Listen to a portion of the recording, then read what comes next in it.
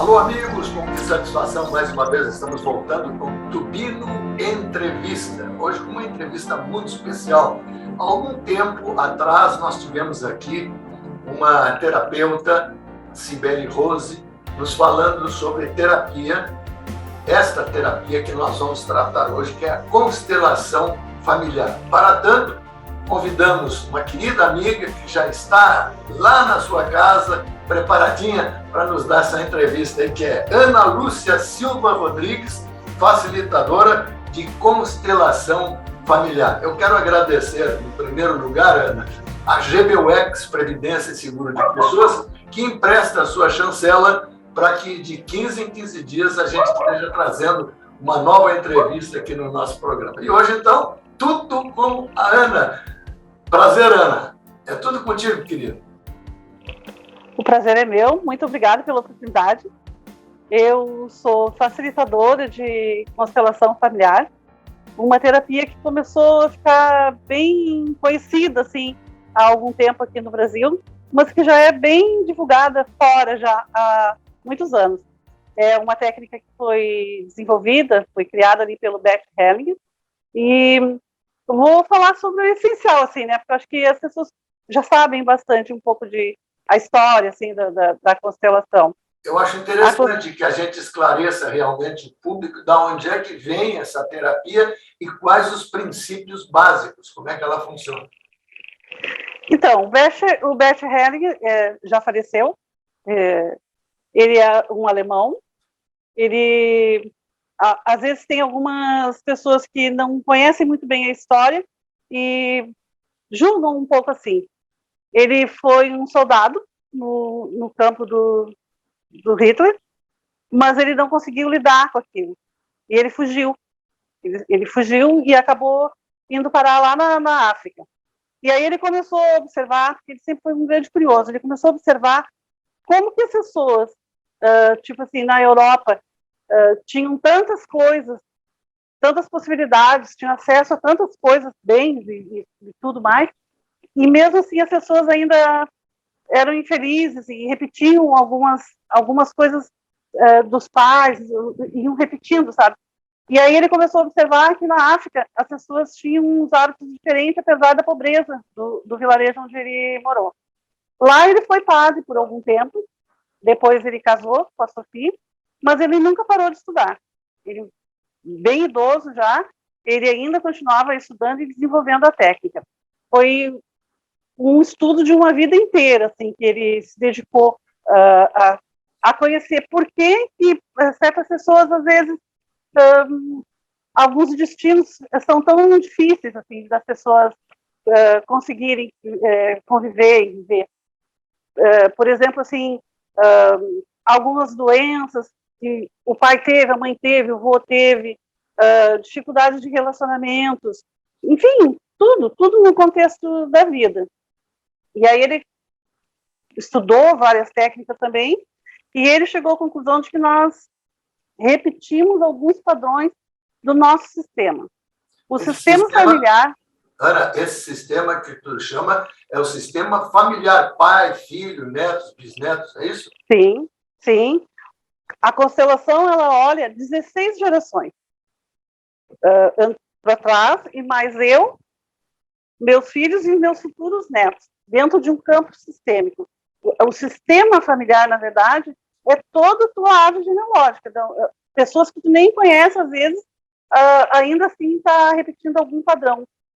Ele entendeu que no nosso sistema familiar não existe, não funciona direito se alguém é excluído, por exemplo. Um caso bem claro, assim, vou dar um exemplo meu. Como que eu cheguei às constelações? Eu sou descendente de índios. Uma das minhas descendências é índio. E no meu sistema familiar, existem muitos casos de abuso. E foi por causa desses abusos que eu encontrei a constelação familiar.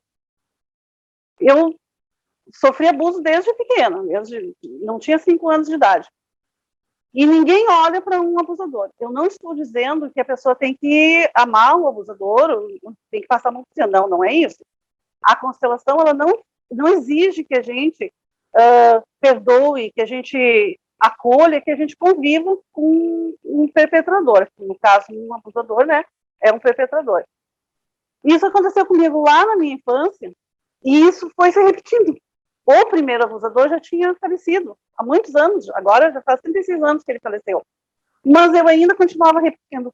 Algumas coisas aconteciam, e eu sofri várias vezes por outras pessoas, e mesmo agora, eu já estou com 55 anos agora, há uns anos atrás eu estava vindo para casa, uns 10 anos atrás, e ainda assim fui atacada por uma pessoa na rua. E eu não sabia mais o que fazer. Eu fazia tratamento psiquiátrico, psicológico, toda a medicação e coisa e tal. Quando eu encontrei a constelação, para mim foi a grande virada na minha vida. Eu entendi o porquê daquilo está acontecendo. E se a gente olhar hoje ainda, em 2021, a história dos indígenas aqui no Brasil, e também como foi no mundo, a gente sabe muito bem o que aconteceu. A minha bisavó, ela foi uma índia pega-laço. E quando a gente fala, fulano foi pega-laço, antes as pessoas não se davam muito conta do que realmente essa frase está nos dizendo.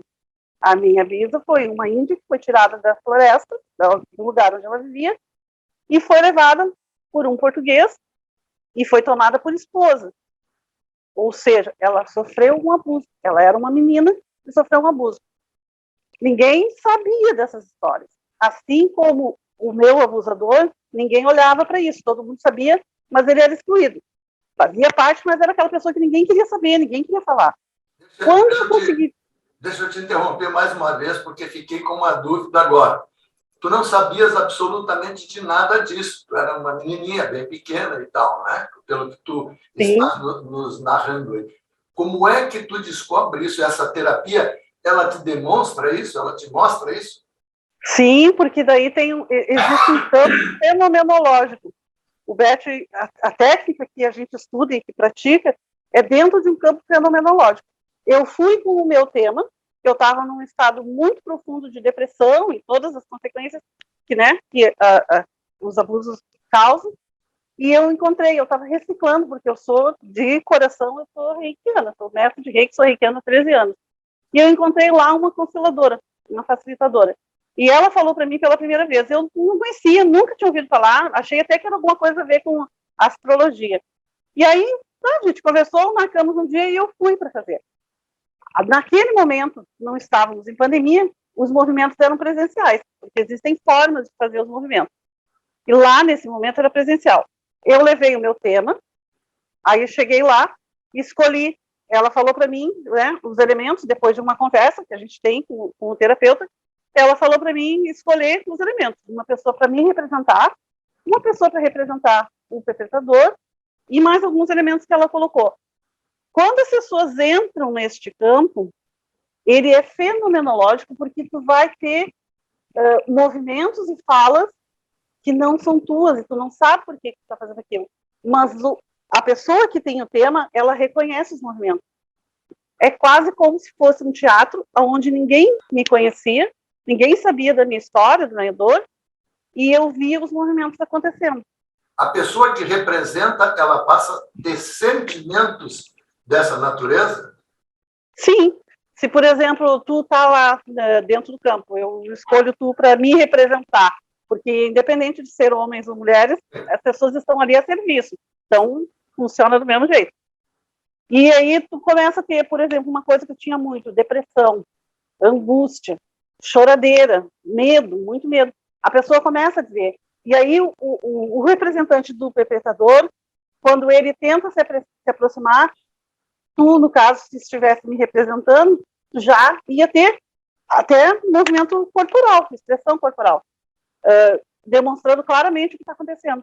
E aí vão vindo as falas, e dentro dessas falas, dentro do campo sistêmico, a gente vai trabalhando e vendo como fazer para aquilo ali se desvincular, para a gente não ficar mais repetindo aquilo. Uma constelação familiar, ela pode ficar reverberando até 2 anos. Eu sempre digo que é tipo assim, sabe quando tem aqueles fileirinhos de dominó, tu empurra um e as outras vão caindo? Quando um elemento do sistema, no caso eu, fui a primeira do meu sistema, faço um olhar para essa dor, que é uma dor comum dentro do meu sistema familiar, outras pessoas dentro do sistema, das pessoas que estão ali, né, dos meus parentes, meus irmãos, minha mãe, meus primos, automaticamente algumas coisas também vão acontecendo. Depois que eu fiz esse movimento, a primeira constelação, eu comecei a pesquisar a minha árvore genealógica. E aí várias coisas foram acontecendo. Uma das principais coisas que aconteceram é que eu usei meditação controlada durante a minha vida toda, desde os meus 16 anos, e hoje em dia já fazem 3 anos que eu não uso nenhuma medicação. Não estou dizendo que uma constelação a pessoa tem que parar de tomar medicação. Não estou dizendo isso, porque eu ainda continuei até me liberar como meu médico. Mas é fenomenológico por causa disso. Normalmente a gente vai escolher pessoas que não sabem da nossa história, não conhecem, não nos conhecem. E essas pessoas vão interagir entre o grupo que está ali representando e a constelação vai acontecendo. Naquele momento eu entendi que boa parte das coisas todas que estavam acontecendo, não só comigo, mas também, né, porque eu não fui a única, quase todas as mulheres e alguns homens da minha família também foram abusados, em virtude de um olhar que nunca foi feito. O perpetrador, no caso, ele morreu sem ninguém olhar para ele. Não é necessário e ele já estava morto há 33 anos, 32 anos, quando eu fiz esse movimento. Quando tu descobrisse toda essa história, então, aí tu reconhece essa história, né? Sim. E vais excluir essa pessoa? Isso que eu não entendi quando falas na exclusão. Excluído por causa que muitas pessoas da minha família sabiam que ele era um abusador, mas ninguém olhava, ninguém falava. E ele ficou sendo aquela pessoa extremamente rejeitada, aquela pessoa que ninguém quer falar, ninguém quer nada, né? Morreu assim, morreu do vício do álcool, extremamente solitário, sozinho, assim. Quando eu digo que eu olho para isso, a única coisa que eu preciso fazer é entender que ele faz parte do meu sistema. E eu não fazia isso. Inclusive, quando ele morreu, nem no velório eu fui. E para mim, isso é a exclusão, dizer, não é meu parente. Não conheço, não reconheço. Isso é excluir. Sim. Esse é um movimento que tu fizesse, que as pessoas fazem? O meu movimento... Excluir, então? A gente exclui constantemente, né? Se tu julga, quando a gente julga, a gente não está excluindo. Quando a gente julga. Não, isso é que causa, às vezes, muita confusão e as pessoas criticam bastante também a constelação familiar, que eu tenho consciência disso. Mas não é que a gente tenha que perdoar e amar essa pessoa. Eu preciso unicamente entender se essa pessoa não pertencesse, não estivesse no meu sistema, nem eu estaria aqui. Porque foi dele com a esposa, que daí veio, né, veio os outros filhos, até que chegou a vez da minha mãe e eu. Se alguma coisa acontecesse ali, ele não estivesse ali, eu não seria o que eu sou hoje, eu não seria a pessoa que eu sou. Então, o que a pessoa precisa fazer quando tem uma constelação? É dar um lugar de pertencimento. Todos pertencem, independente da história e do que aconteceu. Não preciso amar, não preciso perdoar.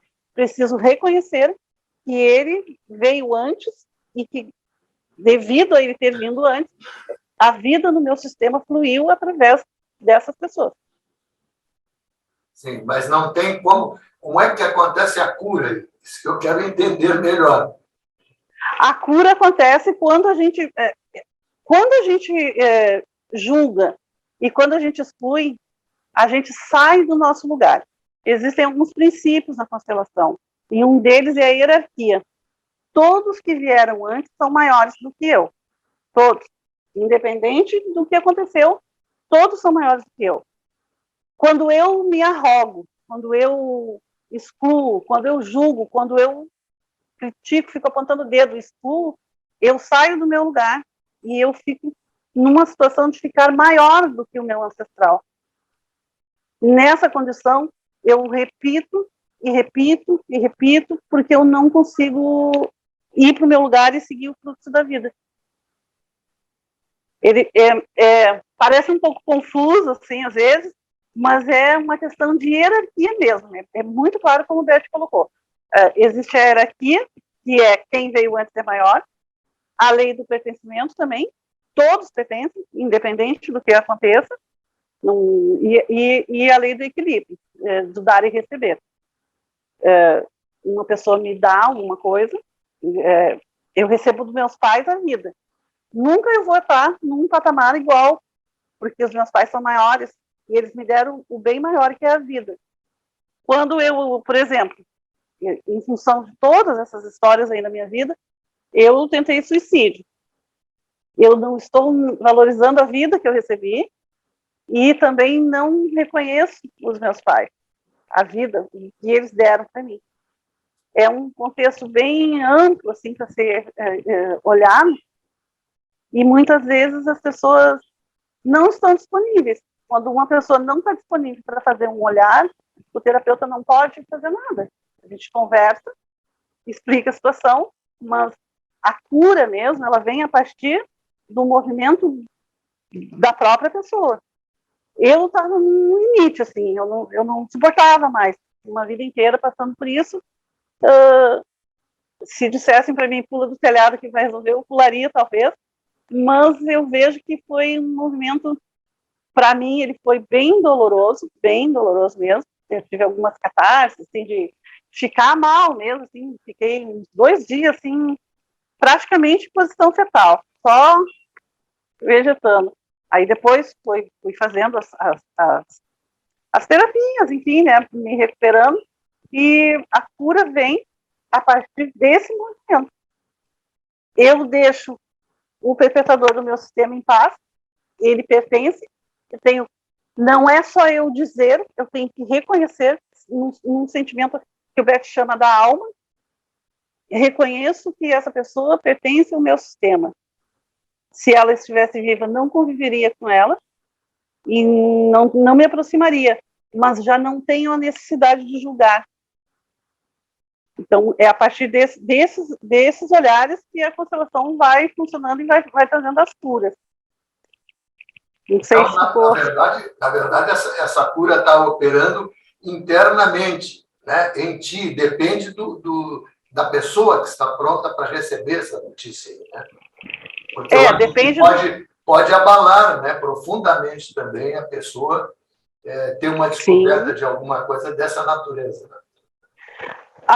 O primeiro dia que eu fui assistir, porque eu fiz o meu movimento na segunda vez que eu fui. Na primeira vez que eu fui para conhecer, porque eu não fazia ideia de como funcionava. Saí de lá sem entender muita coisa, mas eu presenciei algumas constelações. E eu presenciei bem na minha frente, assim, uma senhora que chegou com fibromialgia.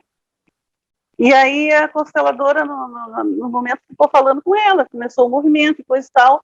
E aí uma amiga minha que tinha ido junto comigo também para conhecer, ela começou a sentir. Ela não tinha sido chamada para aquele campo, mas ela começou a sentir. Ela estava na plateia, assim, ela começou a sentir reações. E aí eu fiz um sinal assim, a facilitadora veio, perguntou o que ela estava sentindo, ela falou, e aí a facilitadora falou: entra no campo e acha um lugar, vê onde que é o teu lugar. A minha amiga entrou e ficou em posição fetal, deitada no chão, nos pés da representante da pessoa que estava constelando. Naquele momento, a facilitadora veio e perguntou para ela, para a moça que estava se constelando: por acaso tu tem algum aborto? E aí ela olhou e disse: não. Aí a minha amiga ainda continuava lá. Ela só, bem encolhida assim, e chorava. Aí a facilitadora perguntou de novo: tem certeza? Aí ela olhou e disse assim: eu estava tomando uma medicação muito forte, eu estava grávida e perdi o meu bebê. A dor, no caso, naquele momento ali, estava ligada a esse aborto, porque não importa se é provocado ou se é espontâneo, todos pertencem, os bebês também. E isso, quando não é reconhecido, isso causa dano também no sistema, porque todos precisam ser reconhecidos e ter um lugar de pertencimento. Para mim, aquilo foi muito chocante, quando eu vi aquele movimento, daí lógico, a constelação, né, aconteceu e tudo mais, e depois, na outra quinzena, eu fui me constelar. Deixa mais uma pausa aí para as minhas dúvidas aqui. Eu tenho certeza que o nosso público também tem dúvidas, assim como eu. Bom, ela teve, então, aí uma ideia, um conhecimento de que houve realmente um aborto. Tá? E como é que isso aí se cura? Ela tem que fazer alguma coisa em função desse feto? Existem muitas formas de tu incluir um excluído. Por exemplo, plantando flores. Eu tenho uma cliente que ela veio fazer a constelação e ela tem uma criança, e aí ela viu na constelação que existiam mais 2 crianças. E ela é atriz, ela trabalha em cinema, em televisão, e ela fez uma obra de arte que me comoveu profundamente, porque o que vai dizer que tu está incluindo aquela pessoa é o sentimento que tu tem, sabe? É profundo, é da alma mesmo. Tu colocar aquilo para fora e saber que aquilo ali.